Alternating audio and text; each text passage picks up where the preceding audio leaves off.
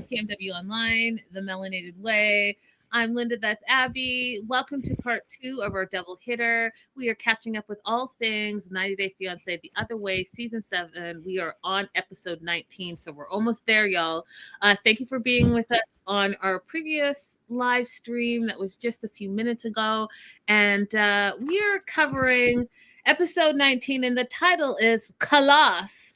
And I happened to just look it up. And it's a common Arabic slang term meaning finished, done. And we've heard that before many a times, you guys. I'm done. So classic 90-day line. Very appropriate for 90 Day, the franchise, and this specific episode. Yes. What were your overall thoughts on this episode? Overall thoughts are, it's a question actually. Do you need to be nice in a breakup, or do you just need to leave? Oh, I think you should do whatever is best for your mental health. And if you have to be nice because it's a toxic relationship and the only way your spouse is going to respond is to your niceness, then do that, but get out. But for the most part, I say just leave. If you're unhappy, just leave. But Same. leave in the best way and safest way possible for you, given whatever your situation is. That's very good for you to consider. Everyone is not in a safe situation leaving a relationship, for sure. We are back to Jenny and Submit. Surprise! Sadna's not feeling well. All of a sudden, she's come down with a touch of I'm pissed off at everyone in the household syndrome. So now she's feeling a little bit dizzy, a little bit confused, and is in the bed. So Sumit's mom, Sadna, is not feeling well. So Sumit is cooking kachari, which is lentils and rice, for her. And Jenny is his sous chef. And by sous chef, I mean she brings the completed meal to Sadna and claims the credit for making it. Literally, Is it good? Well, I hope those 5 steps you took to her room really seasoned and spiced it up for you.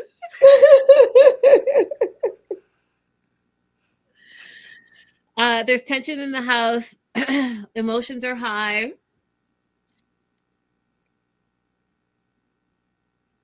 Your people are wild, dude. Tensions are high in the house. Emotions are high in the house. There's stress in the house, all because Sumit approached his mom and told Sadna that she was too controlling. Now everyone's unhappy in the house.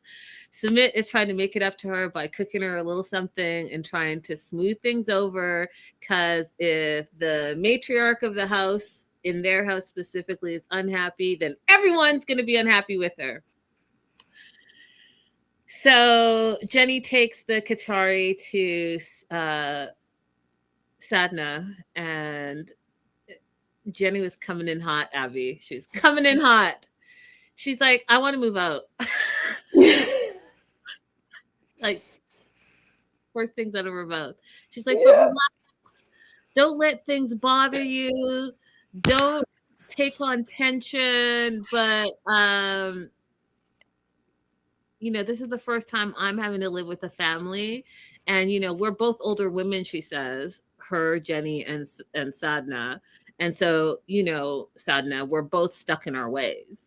And none of us are going to change. So, guess what? We're moving out.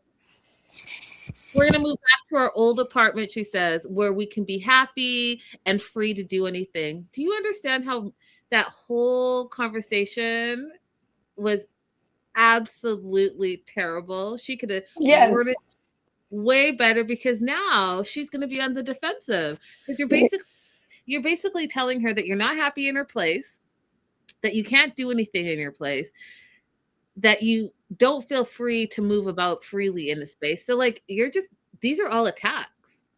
I just really feel like she could have worded it better. I don't think she could word this better. This is a conversation that doesn't need to be had right now. Jenny said, "Oh, Sadna feels bad. Let me just take that knife that's in her back and just twist it to the left a little bit." Like, what are you doing, Jenny? She's like, "Feel don't feel bad. Don't feel horrible. Your dog got ran over." Like, what, Jenny? What is this news? She then goes on, right, to say, I can't put up with it. Like she literally says this aloud to Sadness face that she can't put up with this anymore. Um, and so we're moving. And when I say that the controlling Sadna let that go in one ear and out the other ear, she wasn't having a she did not care what Jenny was saying. She was like, no, No. Jenny will live with us. Period. Full stop. Goes on to say, and you know, one of the funny things I think about often too is translators. Because sometimes, you know, translators, they don't translate, and some words don't translate. I understand that. But sometimes they take like the shortcut translation around. Because Sadna basically said, y'all are not moving. You're not going anywhere. You are going to live with us.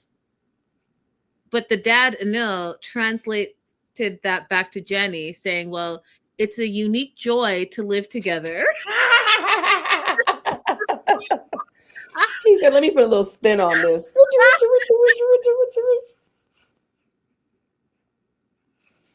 Nowhere in there does Sadna doesn't even speak like that, but I love that for her because I was like, you know what, Jenny, you've been there for 6 years. You should have been picked up the language by now.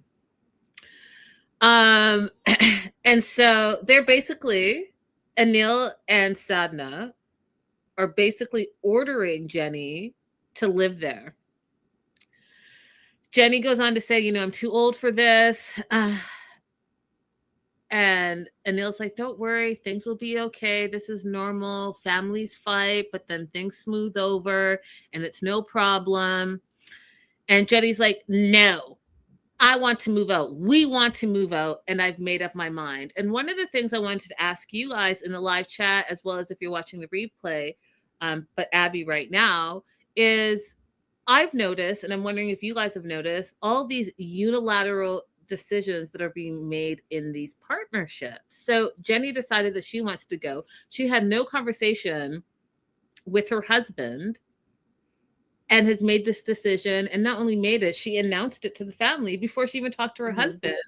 And I find that we've seen that as well a lot with Manon. Manon makes unilateral decisions without discussing it with her husband. What are your thoughts on that? In this case, I think that Jenny might be adopting the way that Submit does things and the way that he communicates with her, because when they moved into his house, remember, he told her, we're just going to stay here for a little while because we need to get our money together. It's not going to be always. But then to camera, he tells us, I've always wanted to live with my parents. This is where I want to spend the rest of my life. This is a dream come true for me.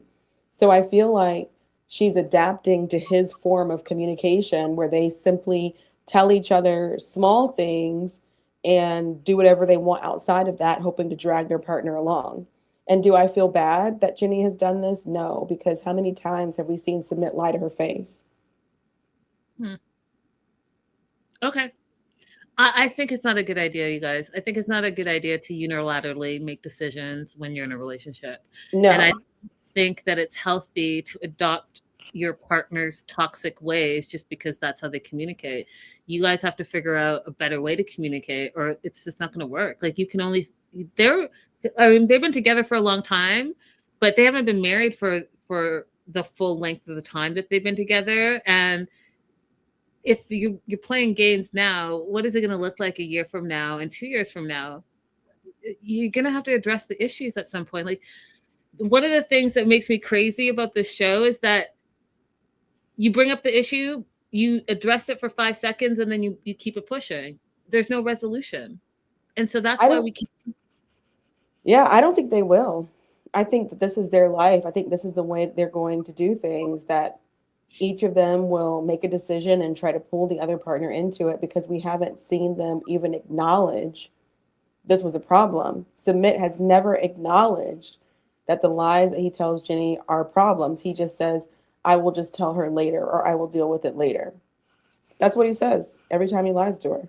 Yeah, but she also accepts it, right? So it's Yeah. just how, when a man cheats and you forgive them, they know that they are able to do that. And especially when they cheat multiple times and you don't do anything about it, they already know. So if they can get away with it at an inch, inch becomes a foot. That being said, Jenny says, we want to move out. I've made up my mind. And Sadna looks her dead in her face and says, no, you will stay.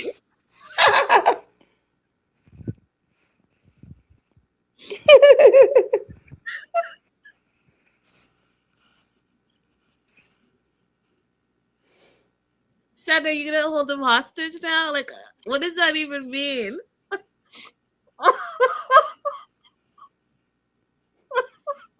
And from her perspective, it's important that Submit and Jenny stay with her, because what? Like what is her, what's her angle on this, if you know? Why is it important that they stay in the house with her? You will stay.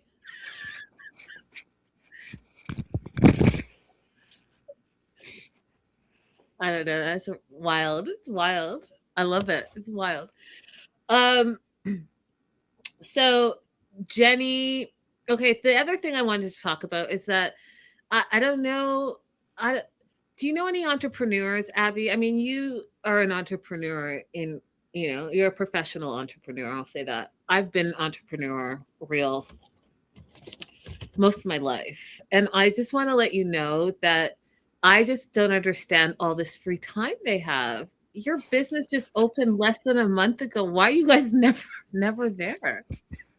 How how you're already giving free food away and then you're giving money back so that no one's paying for, like, so I'm just trying to figure out what's happening. I've never known an entrepreneur that takes so many days off and is never at their business.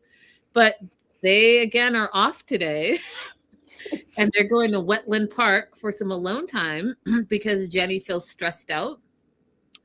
And again, my note says, who's watching the business?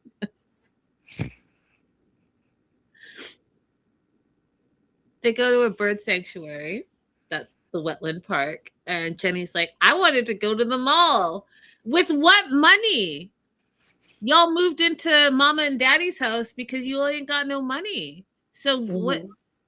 what's at the mall for you? Air condition. Oh, that's old people talk. It's true, actually. As an American. Is that why you guys go to the mall, for air conditioning? A lot of times, you guys, I'm sorry to be exposing one of our secrets to my fellow Americans in the chat. A lot of times, if we're in a foreign country and the weather is unbearable, we will simply go to an indoor place for air conditioning. Oh. We were not made to be uncomfortable. Who, we Americans? Is that who you're talking? You Americans? That's the we in this? That's the we. Exactly. Same reason. We're not made to be uncomfortable.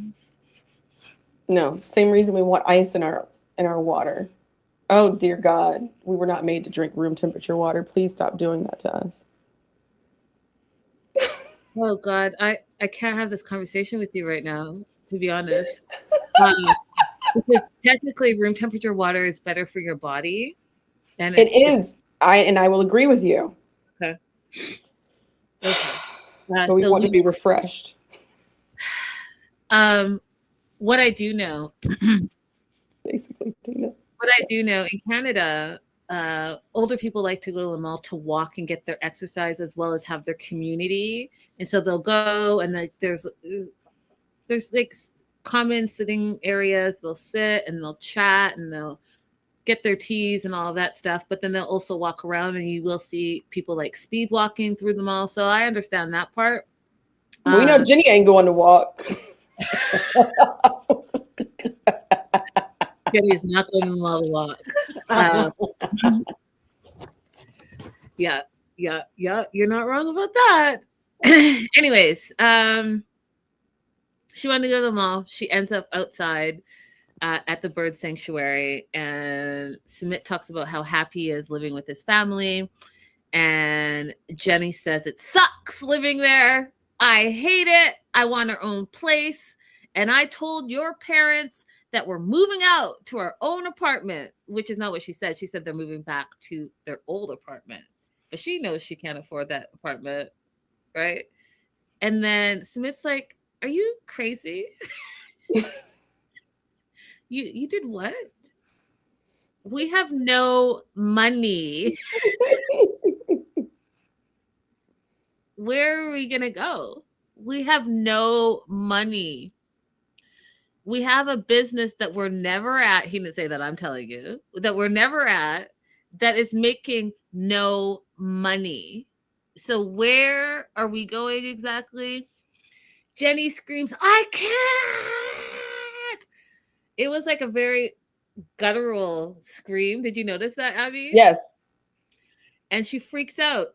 She says she has no freedom or happiness, and I'm going to leave with or without you. And we get the infamous khalas. In Arabic means I'm done. But you know what? Jenny was so real for the bra and underwear comment, though, because sometimes my son will have a friend over and I get irritated because I can't leave my bedroom because I've already undressed.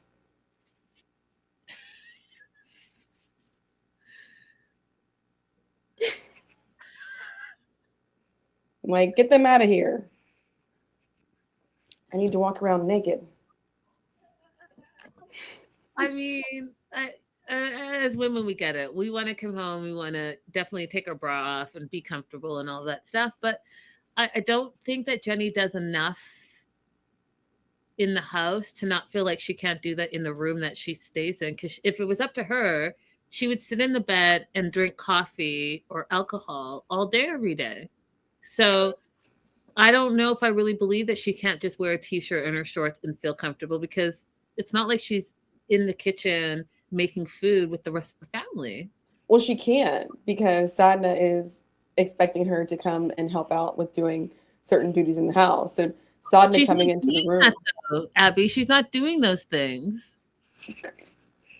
I agree. She's not doing them, but Sadna is still there nitpicking at her. So she doesn't like her saying, "Why are you laying down? You need to get up. You need to do this. You need to do that." That she doesn't like that. She doesn't want to do it, and she doesn't want to be told to do it. She doesn't want to be reminded to do it. She doesn't want to participate in the household. Listen, Jenny, I think sadness partially keeping you alive. Basically, like, because You at know, that age, you need to keep your mind stimulated. You need to keep your body moving, and you're not. I'm not even joking, like, because I called you a sloth before, so you probably think I'm joking. But like, if you want to enjoy the years that you have left in life, you gotta move your body. You gotta use your brain, or else it's going to be treacherous. yeah. Listen, go look at the stats. A lot of people who retire unfortunately pass away within 2 years of retirement. They don't even get to enjoy their retirement because they don't do anything. They just sit around doing nothing. And so, you know, what's the plan once you retire, right? You need to have a whole new plan in life, whether that means you're walking the mall, you're knitting, you're reading, whatever. You still have to be active, mind, body, and soul. Tina says, remember when they went through Jenny's things when they first moved in? No thanks, I'd be out too. Yeah, that was wild. That was wild. That was wild. It's another example. Yeah. Anything else for Jenny and Submit? No. Okay, let's move on to Manon and Anthony. Yes. What were your thoughts on this segment of Manon and Anthony? I'm sorry that I have to reiterate. My one thought was, why? Why are we doing this? Why are you forcing yourself? Why did you buy a house in this city? Why are you forcing yourself to live in this village when you already knew you were not going to like a small town life? I don't, and I do understand that just like in the move, you can have some anxiety. I had a little panic attack on the plane when I was moving to Mexico.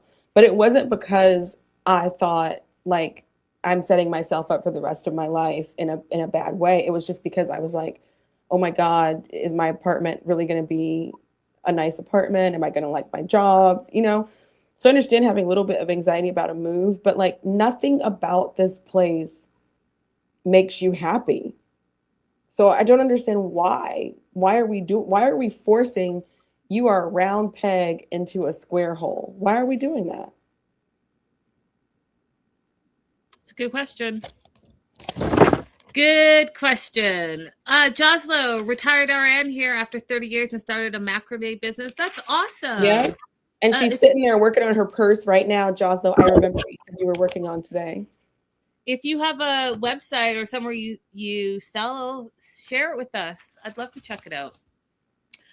Okay, it's Anthony's first day at work, and he is saying how it's been a rough few days in their new house because the village is so remote. They've had issues with getting enough food for the house. They didn't have a fridge yet. The fridge is getting delivered today. They didn't have internet, so they have to deal with that and, groceries. So there's nothing available, as we find out later in this episode, close to them. They have to go to it, right? So uh he's like, Manon's gonna have to deal with it all while he's at work, and he already knows that that's probably gonna be an issue for her.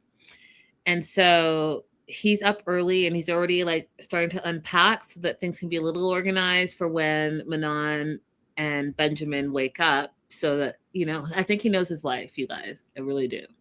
So before he's going to work, he's setting stuff up, putting food easily available in front of her for her to take care of her son as if she was a babysitter, right? Because that's what you do. Well, that's what you do for babysitters, Mm-hmm, really, mm-hmm, right? So mm-hmm.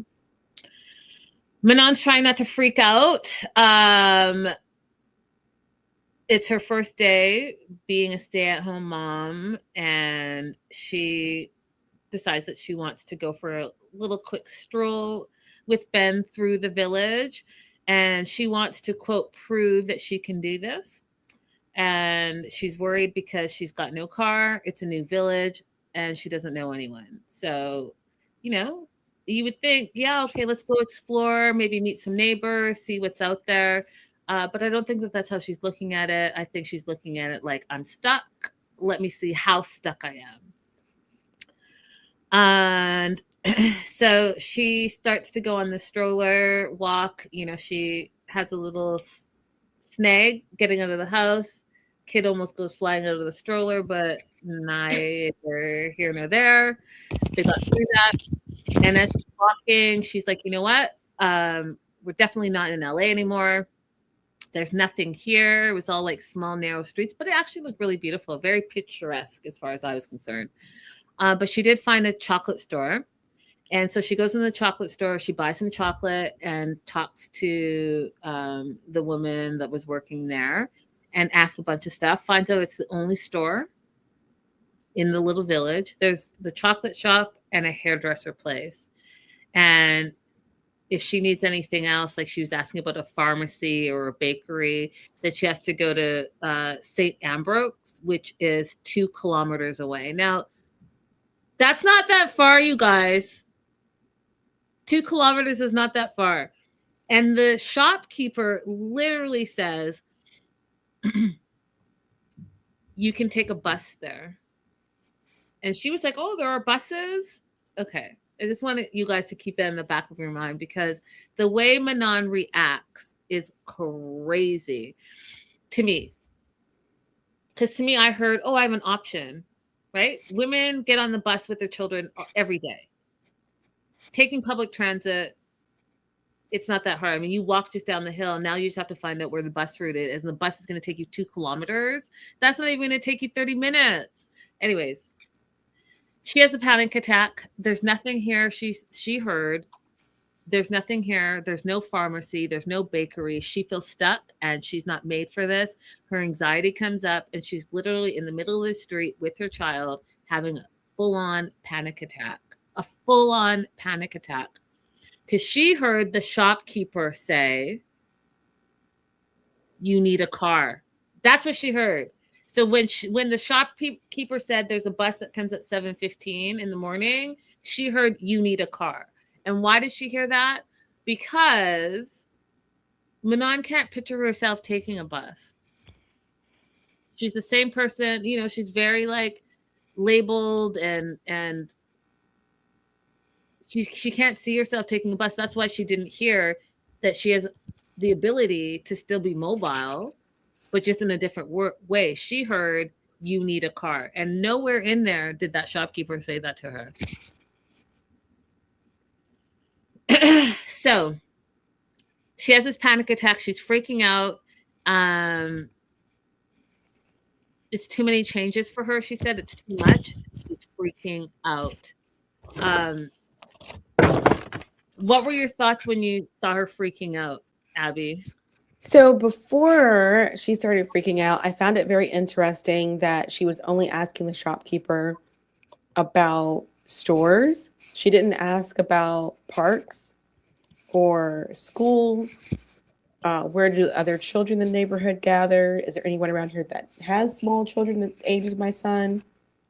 So she's not even operating in a way that I would say is like child first, because those would have been the questions that I asked if I was in a new neighborhood with my child, you know?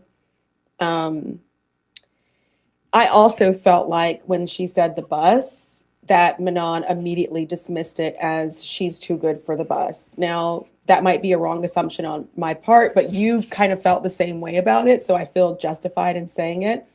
It's actually amazing to me how many people think that they're too good for public transportation. I would tell my clients sometimes if they ask me for a ride to court, I would tell them which bus will get them there, and they would recoil at the thought of riding the bus. But I ride the bus, I ride the train. Like, I believe in public transportation. So it was just, those are the two feelings I had before she started freaking out. And it made me less sympathetic to what may have been an authentic anxiety attack.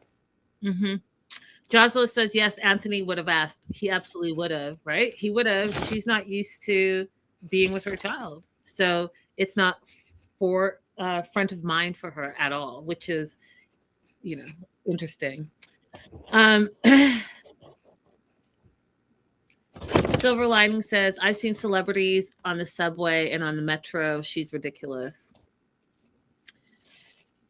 So she has this panic attack, saying that the change is way too much for her. And she wants to go home, right? And they made it a big deal because she was like in the middle of the road, and then all of a sudden there's a van that's honking at her, and she's like, okay, I'm going. You know what? You could have just moved to the side. I saw a lot of crevices that you could have just popped in real quick. So, like, okay, let's just calm down. You are not the only woman, I'm sure, in that village with the child. Anyways, she gets home. I guess she calmed down as soon as she got home. Anthony came home, and this is why I say Anthony knows his wife. Anthony thinks about his family. Because what did he do? Like she's a babysitter, he brought her flowers for her first day staying at home, taking care of their child.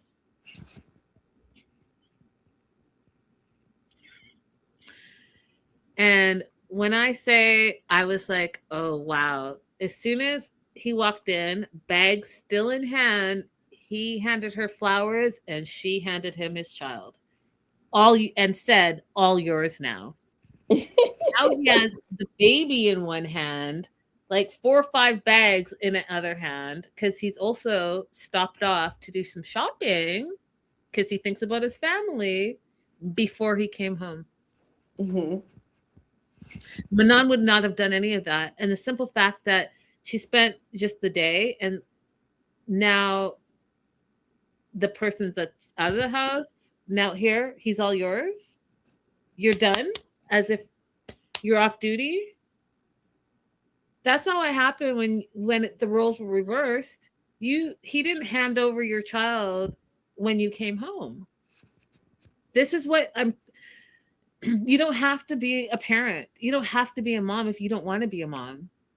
But like make those decisions before you bring a child into the world because now you are a mom and I just don't think that that's fair to the child and I don't think it's fair to your partner. I really don't, Abby. I very much agree. I very much agree. I don't think that Anthony is being considered in this relationship. And Olivia, well, it says Olivia, but when I see it, I always say Olivia. Olivia's asking, do you think Anthony enjoys her attitude? I allow this. He seems complacent. I've thought about this. I've thought about like the way that we see Manon acting is not new for Anthony. He's been through several years of this. So why? I don't know the answer to that. It's a really good question because she treats him terribly and he does put up with it. So I don't know. Maybe he likes it. I don't know. I can't imagine someone liking being talked down to all the time and arguing all the time, but maybe. So the other thing I noticed is that, the fridge got delivered and I just don't, okay. Maybe they do it different in France, but I've had fridges delivered and they absolutely are not going to keep all the wrapping in the box and they're literally going to put the fridge where you want it and then you can start setting it up. But I noticed that the fridge was just there in a box. And so after Anthony went to his job, worked all day on his brand new job, then went grocery shopping and picked up flowers, came home to be delivered his child back to him. He now has to do the one thing that Manon was supposed to do and be responsible for was the fridge. He now has to take care of that and make sure it gets installed. And then he's probably going to be the one that, loads it up. I just And found, does Ben's bedtime routine. yeah, yeah. And I just, there's a part of me that thinks maybe the backstory here is that he wanted the child. And Manon was like, I'm not really so much into kids, but the compromise could be if I have a child, then you do the heavy lifting. Like maybe that's what we're missing. That would make some of this make some sense. But otherwise, I don't know. I don't know. So while he is unboxing the fridge, she tells him about her panic attack and how she went into town. She had a panic attack and there's nothing in town. She feels stuck. She needs a car. And he explains, well, we got the car. It's just going to take a month to get here. And she's like, I don't want to wait a month. And she's not taking the bus. So she's upset. Then she gets more upset because he found out on his first day that there are going to be days where he has to do overnights because it's a camp. I don't know why we're surprised by that because, there are day camps and then there are camps. And if it's just a regular camp, then there are overnights. That's what camping is. And instead of like having the conversation, she says that she doesn't think that it's a good job for a dad and that he needs to quit the job and find another one. Now, let's reverse these roles. Okay. Let's just go back to LA, where Manon was out in the streets, had no relationship with her kid because she was never home. She was always working. What are you telling this man that you guys have already decided that you were going to switch roles and he was going to be the provider? You're now telling me he needs to quit that job because there may be some overnights, and her words, she's going to be a single parent overnight. There was one part of this I felt her on, which was being in a new place that where you don't have access to things like medical providers or police officers. That would make me nervous at night. That's How do the you know only that they part don't that have access to that? How do you know that? I don't know that I assumed it. Mm. So maybe they do. But like being in a new place overnight, that did make me nervous. That's the one thing that I could see about her complaints. But other than that, I think that she made some really rude comments to him, and she's not living up to what they said that they were going to do, that he's going to be the provider, which means that he's going to have to work whatever job he can get. She's saying you got to quit that job and get a better job. What jobs do they think that he's qualified for?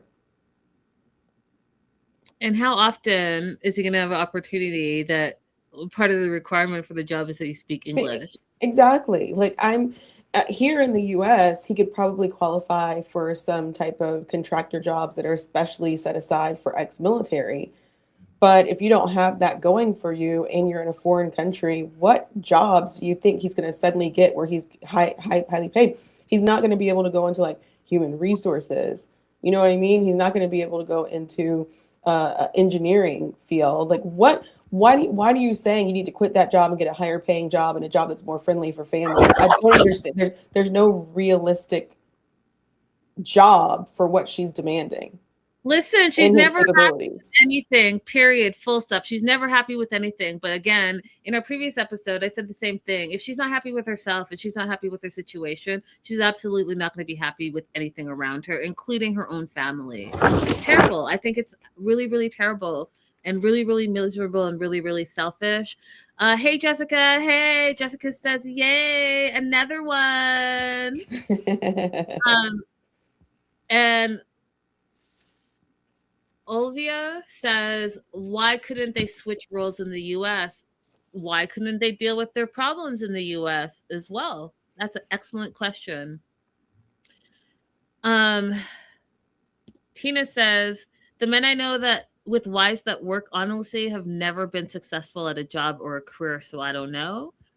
And then another good point is like, what other job he's going to get in French? He doesn't speak the language fluently, although I commend him for trying. And I do think he speaks more than we are aware of because we've seen him engage in conversation.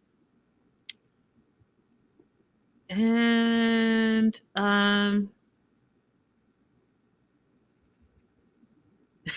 everyone's like, why didn't they stay in the US again? I mean, what they said was that it was too expensive for them to stay in Los Angeles if they were going to switch roles, because he couldn't get a job where he was making enough money for them to stay there. But what we said, me and Linda, is they could have just moved to a different city in the United States where the cost of living was lower than it is in Los Angeles.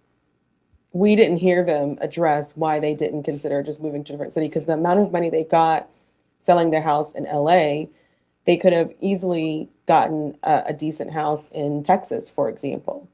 Exactly. And it wouldn't have been so far for Manon to be able to fly back every once in a while for any business related needs that she had, while at the same time having a lower cost of living where she didn't have to do as much work. So I don't know why they didn't consider that as an option. 100%. Tina says she's so negative and it's insufferable to watch every episode. You're not wrong. Yeah, she tends to be very much a pessimist. Yeah, but it's also always directed to her husband. Like, it's exhausting, I think. Like, at Yeah, some I point, couldn't. you've got to just be tired about it. Um,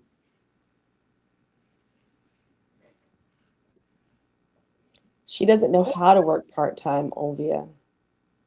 She struggles with maintaining a reasonable work-life balance.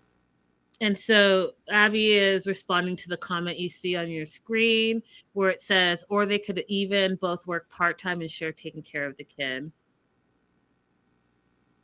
And Silver Lining, I agree with this, says she weirdly wants to be the boss babe and victim at the same time. So I think I finally figured that out since the episode before last, when she was talking about how growing up she had so much anxiety around money because her mom would tell her like she's afraid, oh, our debit card's not going to work this time we're at the grocery store. And so she said she was like 7, 8 years old, having a lot of stress about whether or not they had enough money. And she looked negatively at her mom for being a stay-at-home mom and at the family for having their financial situation.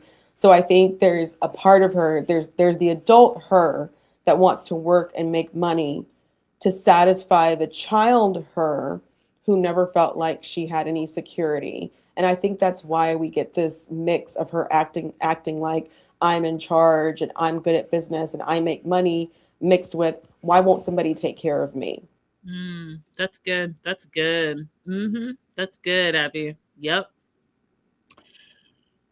So as she's complaining to Anthony about her day, she says that she can't stay there for a month and that her parents are coming in a few days and she's going to go back with them to Marseille and she's going to stay and live with her parents for the month. My note literally says SMH selfish. Selfish. She's again making a unilateral decision because she's unhappy after one day at home with her child. You guys decided together that you would switch roles. You guys decided that she was going to be the primary caregiver. You guys decided to buy this house in the countryside. You guys decided to move out of your mama's house. You guys decided to move to France. You guys decided that leaving Los Angeles to get away from your problems was going to be the best idea. And Abby and I said from the very beginning, from the very first episode, how is moving away going to solve your problems? Because everywhere you are, there you go. And Mm-hmm. problems are going to follow you wherever you are if you don't actually address them. And they yet to address them. And I'm going to take it one step further, Abby, and say that I don't think she really wanted to commit to reversing roles. I really don't think she wanted to do it. But I think that she thought her marriage was going to end. And she thought if she took him to her hometown, that something would change. Hmm. That he would suddenly be okay with doing all of the work at home. 100%. 100%. So it's so bad that she doesn't know if they're going to be able to save their marriage. That's how she ended their segment. She's ready to go back. And Tina is making a great point. She never wanted to live with her parents in the first place, and now she's moving back. Makes no sense because she's also complained and said how terrible her parents were and how they basically were verbally abusive to her and made her feel like nothing as she was growing up. So now she was very happy to move away, and she was even happier just this last episode that it was 2 hours away from them. So like the way she flip-flops is incredible, Abby. Mm-hmm. I just have one more thing to say about them that it's annoying me and it's probably annoying nobody else. They have yet to address his immigration status in France. It is irritating the crap out of me. Like, did they apply for him to have residency in France back when they got married? So he arrived with it? Like, what work permit is he showing for this job? I just feel like it's something that this kind of show should address because You can't just pick up and move to another country and start working. Tell us what the process was that they went through. I agree with you. I was curious to know how we got a job so quickly, what that looked like. Like, is it a work visa? Or is the UK company sponsoring him? Like, how does it work there? And was he able to do it? I mean, I don't know if it was quickly, like in a couple of months, but I wonder. I don't know. Olvi is saying maybe he's working under the table. I've heard that France is really, really strict. Same, I've heard that too. And I don't think that he would be able to work under the table and then tell the world that he's working on a show. Right. The only thing that I know about French immigration is that they don't have birthright citizenship. And so there are a lot of people in France who are actually quote unquote stateless. And they're interesting stories. If you ever go on YouTube and search stateless in France, you'll find some very interesting stories of how people ended up in France with no nationality, like no passport. And because I watch those just for personal interest, I've learned that France is really strict about obtaining employment without proper documentation. Mm. Tina has another good question. Was he stationed over there? How did they meet? That's a good question. I don't actually know what their origin story is. Yeah. She said that they met in LA, which the question for me at that point was how did she didn't obtain status in the United States through marriage. She came to the United States on her own and then they met here.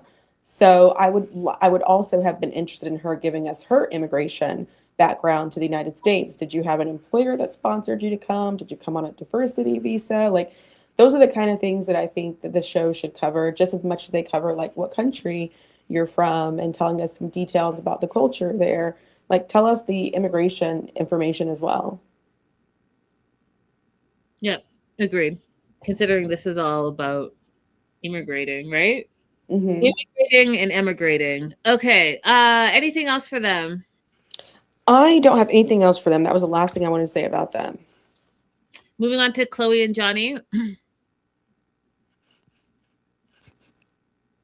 I have a question for you. Okay. Is there ever a time where it would be appropriate to tell your partner that their deceased parent would be disappointed in them? Woof! He's just coming in hot. Is there ever a time that would be appropriate?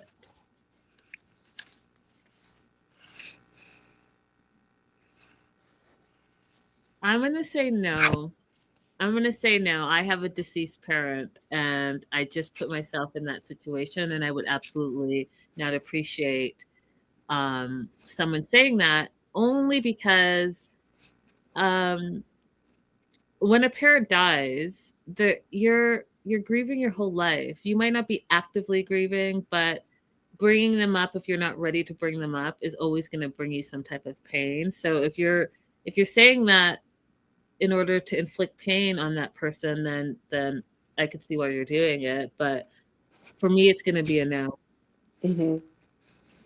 I think it's a no too. I think if you find yourself wanting to stoop that low, then you really need to walk away. You disengage, walk away, and never, ever speak to that person again because you don't need that on yourself. You don't Yeah, need it for yourself. yeah. This one. However, however, when Johnny said that she said that to him, I was like, whoop, okay. Like, you're giving her a pass? Is that what you're saying? I was like, I don't want to say I'm giving her a pass, but I want to say, okay, okay, Chloe, I understand. You're mad. Okay, maybe it is giving her a little bit of a pass. I think what's happened here is that I dislike Johnny so much that it would be difficult for me to say that nothing bad should happen to him. So Like, if he got hit by somebody's falling drone, it would be hard for me to be like, oh man, that's horrible, Wow. which is probably not a good way to be. Wow. It's hard. You know how people will be like, I wouldn't want X, Y, and Z to happen to my worst enemy. I've never said that. I want bad things to happen to my worst enemies. Oh my gosh. Like you've never heard me say I wouldn't wish this on my worst enemy. Yeah, I do. I wish bad things on my enemies.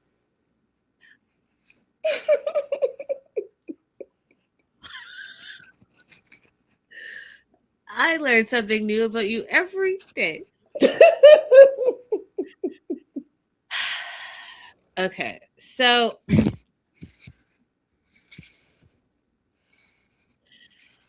here we go. Johnny is packing up Chloe's stuff, which already is annoying me because I told you, just like with the Greta thing, like just don't touch my shit. I don't want you to do that, but that's what he's doing. And in the meantime, he's trying to actually gaslight us, the audience, by saying, it's up to Chloe if she wants to, figure out stuff with me. I didn't really do anything. I was just being a guy and I was bored. So I asked another random woman, multiple women for nudes. And I was only going to entertain it for a second. And, that miss you text meant nothing. The sex text meant nothing. All of this outreach and cheating, whether it was physical or emotional or both, it meant nothing. I was just entertaining it for a second. And so if she wants to reconcile, like, I'll own that. But, she's going to have to just like figure it out and we can keep going forward. The way he was I was like, so he's not owning up to it and he's gaslighting us all in one little moment here. He's on a hamster wheel of terrible things to say. Yeah. And also like know your audience. Predominantly women. Who are you? What? I was just sitting there like, oh, ew, you're gonna this is the moment I knew like he's about to flip it. That was the moment I was like, oh, he's giving zero responsibility to himself. Zero. This is about to turn ugly quick. Tina says, I was like, sir, are you okay? Yes. The same, like I'm watching him and listening to the things that he was saying, and I'm like, this is just getting worse and worse and worse. And he's like, she's using everything she can to make me seem like a horrible person. No, your soliloquy right here in isolation is making you sound like a horrible person. Like if I saw nothing that Chloe did and just listened to this speech that you just gave us, I would conclude that you were a horrible person without anything more. 100%. He was so worried about his reputation. He kept saying, but my reputation. Listen, sir, like Tina said, are you okay? Because you're gaslighting us. We're watching. And the more words that come out of your mouth, the more we're like, you know what? You suck. You are a terrible individual. And you are not taking responsibility for your own actions. You were the one that cheated. Ew. So on the flip side, Chloe's on her way to get her stuff. She's like, we're done.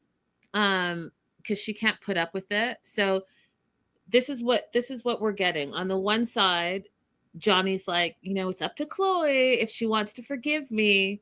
And Chloe on her way there is like, we're done. It's over. Now, good for you, Chloe, for being 23 and knowing exactly when to walk away and when not to be disrespected and not to stay and not to be gaslit and not to be love bombed and all the things. Everything that he did was not okay. And I'm glad that you recognize it and you know your worth. That being said, She doesn't want to look at him. She doesn't want to talk to him. She doesn't want to be in the same room with him, but she does want her stuff. So she's going to go and get her stuff. Johnny says that he wants forgiveness because, and get this, ladies, he didn't hook up with anyone since he committed to her. Now, are you hearing? Are you hearing the words? Right? Because this is how manipulators manipulate. He said, and I'm going to say it again because I want you guys to see it. He said he didn't hook up with anyone since he committed. Now, he's not saying he didn't cheat because he has.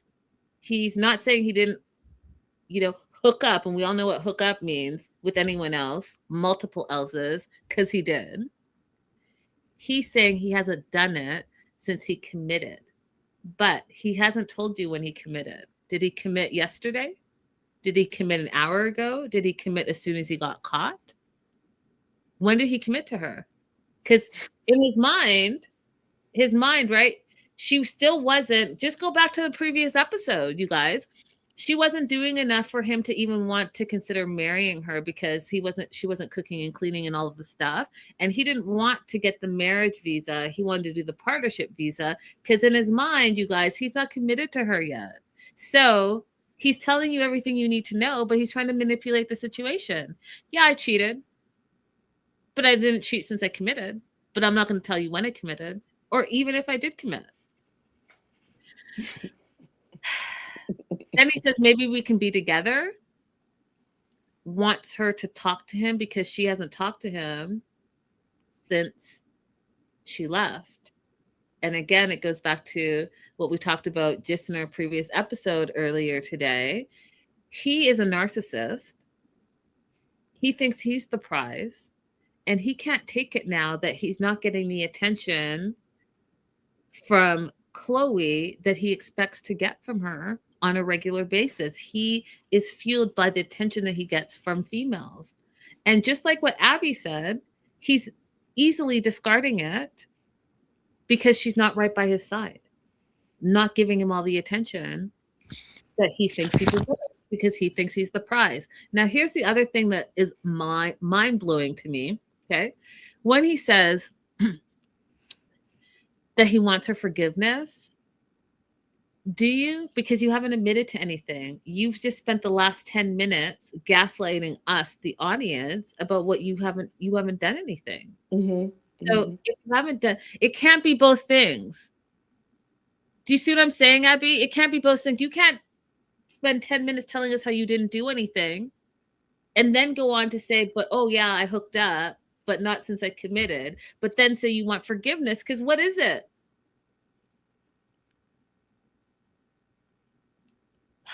So,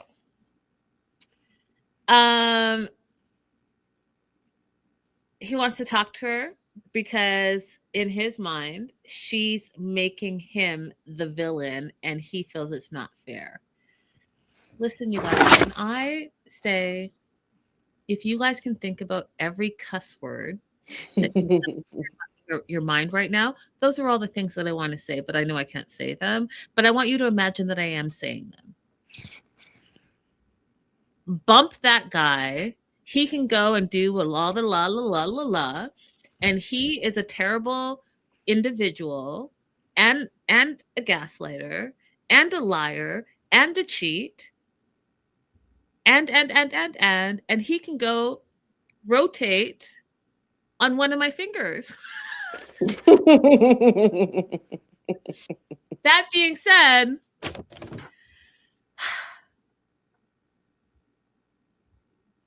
are you the villain, Johnny? Yes, you are. Chloe's not making you the villain. You've done that all by yourself. She's just pointing out how villainous you are.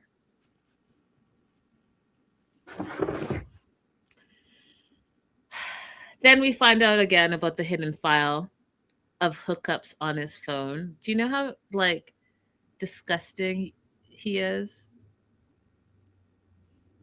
A hidden file of hookups and nudes.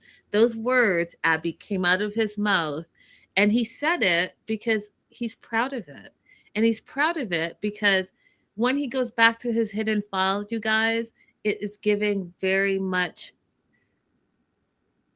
incel behavior. Incel behavior because he goes back to his old, for a lack of better word, conquests, so that he can hype his own self up when he's feeling like he's not getting enough attention. And if that is not incel 101, I don't know what is. Judy said, sit and twist. Yeah, girl. Yep. So his hidden hookup file on his phone, Chloe found out about it and wanted him to delete it, and he still didn't delete it. So that tells you everything you need to know about the type of individual he is. But then in 2026, on all of our TV screens, Abby, predominantly females who are watching this show, you want to then go ahead and gaslight our whole audience by saying, but I'm a guy. So everything I've done, all my villainous behavior, my vile, cheating, running of the muck ways, it's all okay because I'm a guy. Mm-hmm. You said that. Those words came out of your mouth. And we're hearing it in 2026. You're going to be known on this show for the rest of your life for gaslighting a 90% female audience to tell us that you're a guy, and that's why it's okay for you to have hidden files of nude women and your hookups on your phone, to cheat on a girl that moved halfway across the world for you, to entertain another girl while you were filming said show. Mm-hmm. And I need for all you girls out there, you guys have seen this. If you go on TikTok, you'll see tons of girls who are posting videos with Johnny when they went on that pirate cruise in Aruba. Some of them talking about more intimate details.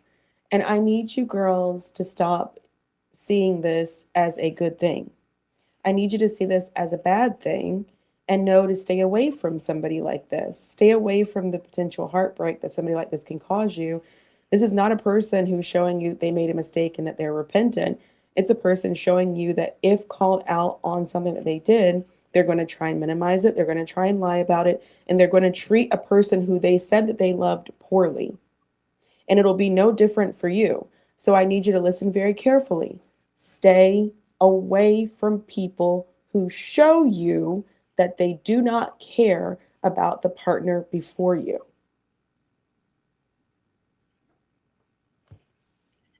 Mic drop.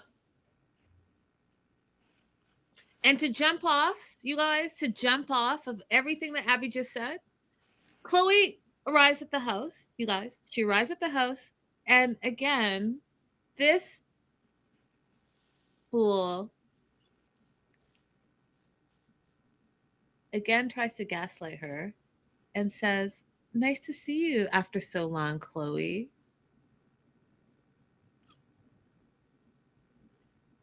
She does not fall for the nonsense. She's like, let's just get this over with.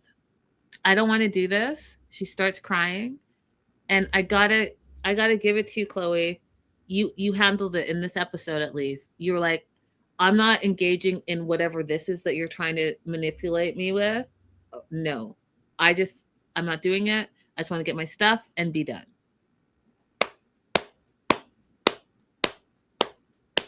That's it. Slow clap because you deserve it. That's it. Anything you want to add before I move on to the last couple? No, let's do it. Greta and Matthew. Overall thoughts on Greta and Matthew? I'm worried about anything that we may not have seen that makes Greta say that she's concerned that his sadness might turn into anger. What is making you say that, Greta? That worried me. Yep. I had the same thought.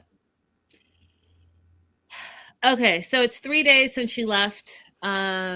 Matthew again is telling us, the audience, what Greta did not do. And again, we've talked about this on our show, and Abby has mentioned it multiple times. But you got to really pay attention to how men treat the women that they were just in love with yesterday and how they talk about them. You really have to pay attention to that because it's important. And the way they can switch it up so quickly is a red flag. So, 3 days since she left, he tells us, the audience, that Greta only gave their relationships 4 days to succeed, which is absolutely not true. It's not true, y'all. 6 months, right? 6 months apart. And she was, as women, we don't just wake up today and say, okay, it's over. It's been over somewhere in our mind, and we were formulating when we were walking away. Do you agree with that, Abby? I agree with that. But even if we operate under his, she only gave us 4 days to succeed, my question to him would be, why would you need more days to fail to follow through on any of the promises that you made? Why do you need more days for her to make that decision? Right. Why isn't your conversation, if Matthew was a mature man, his conversation would be, I agreed to make space for her when she arrived here, and I failed to do that. I agreed that we were going to look for a place to live that was in a city area for walking and restaurants and bookstores, and I failed to do that. He would say, there were things that we agreed to that I didn't follow through with, and I wish she would give me another chance that I could actually go back and do those things correctly. Instead, he is taking zero accountability for telling her that she stank and for failing to make any space for her in that house. Yep. I agree with you. And so the other thing that is crazy is like he just really doesn't want to take no for an answer. And she's been telling him, no, you're not my person. I'm not in love with you, like over and over and over and over again. And also taking all the responsibility for the failure of the relationship. She's taking it all on, right? Because for whatever reason, she knows that it's the only way that she's going to be able to get out of this. So we even hear from Matthew when his dad came back. The dad comes to his room, says, sorry, kid, it's over. It's over. It's been over. Greta's told you at least 50 times. Your dad is now telling you, your father is telling you to your face that it's over. But Matthew tells us to camera that he's still holding on to the idea that she, Greta, is going to come back and say, I've made a terrible mistake and it's not over.